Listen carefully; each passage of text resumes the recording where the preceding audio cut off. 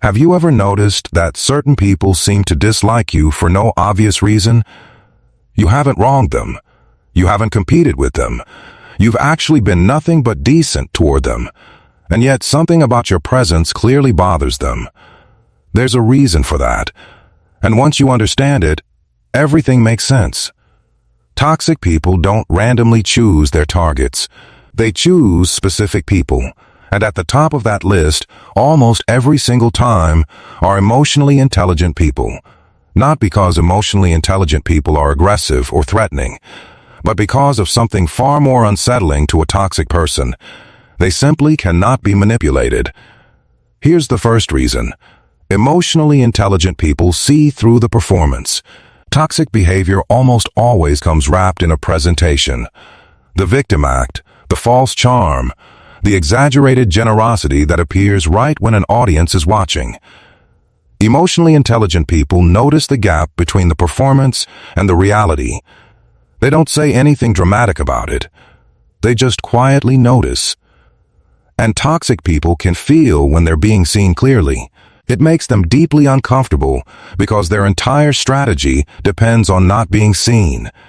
Here's the second reason, and this one is particularly threatening to a toxic person. Emotionally intelligent people don't react the way they're supposed to. Toxic behavior is designed to provoke a response. Anger, guilt, defensiveness, tears, an outburst that can later be used against you. But emotionally intelligent people have learned to pause before reacting. They respond instead of exploding. They stay calm when they're supposed to fall apart. And a trap that doesn't trigger is useless. So the toxic person escalates, and the calm response makes them more frustrated, not less. The third reason goes even deeper.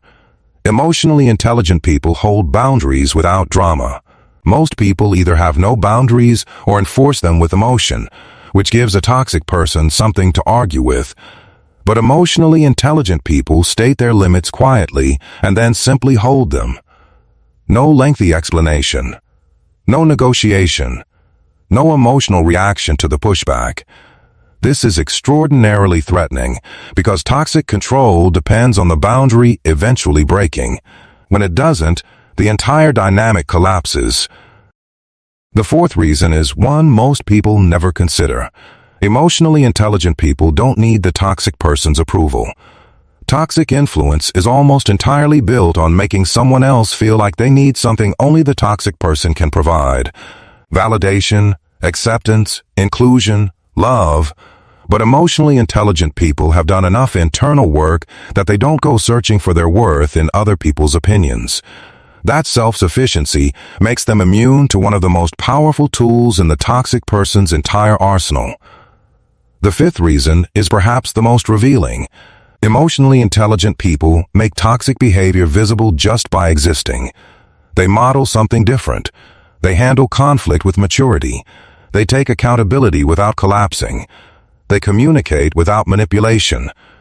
And that contrast, completely unintentional on their part, quietly exposes how the toxic person operates by comparison. Nobody likes having a mirror held up to their worst behavior. Especially not someone who has spent years convincing themselves that their behavior is justified. Here's what ties all of this together.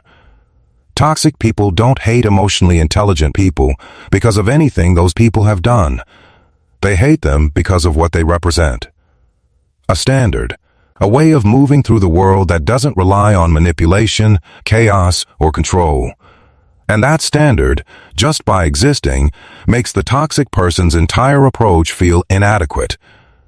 This is also why emotionally intelligent people are often accused of being too sensitive, too serious, or hard to read. Those aren't real criticisms. Those are complaints from people who couldn't find a way in, couldn't find the button to push, the insecurity to exploit, or the reaction to weaponize. Here's the deep truth worth carrying with you. If a toxic person has decided they don't like you, and you haven't actually done anything wrong, that discomfort you trigger in them might be the most honest signal that you're doing something right.